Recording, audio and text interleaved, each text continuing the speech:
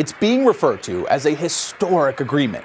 Nearly 200 nations at the UN's COP28 climate summit in Dubai coming together with a pact calling for a transition away from fossil fuels to achieve net zero emissions by 2050.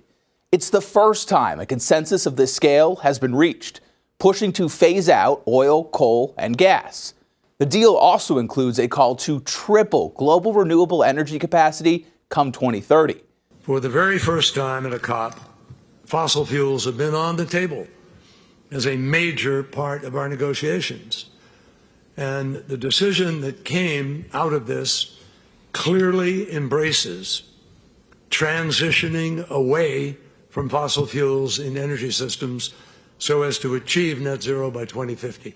While the agreement is a milestone, there are many asking if it goes far enough to curb global warming to meet the limits of the Paris Agreement. And we're way off course in terms of reducing emissions, in terms of mobilizing finance, in terms of dealing with climate impacts.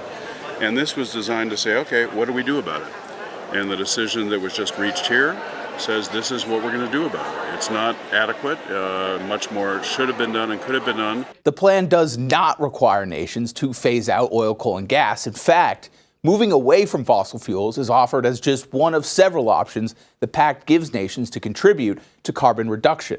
We would have expected countries to step up with more ambitious action, more ambitious targets, but we don't see that. We need to phase out fossil fuels completely without a back door. And at this conference, there's actually many back doors being proposed. Climate scientists and activists are disappointed that the agreement fails to force action and say it will allow oil-producing nations to undermine environmental efforts. Several countries criticize the pact for being non-transformational. Countries took to the floor and said, this isn't what we want. We want something that is bolder. We want something that moves faster. We want something that gives a clearer signal to the world that fossil fuels are an industry of the past. Those nations pointing to data that says steep emissions cuts must happen if the planet is to avoid exceeding the Paris climate parameters. No emissions cuts are mandated by this latest deal. We supported the call for clearer language about the need to largely phase out fossil fuels.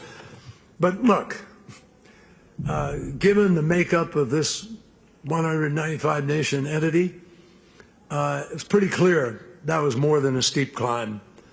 And, we hardly expected certain countries to show up saying, oh, yeah, we're just going to turn around and do that immediately.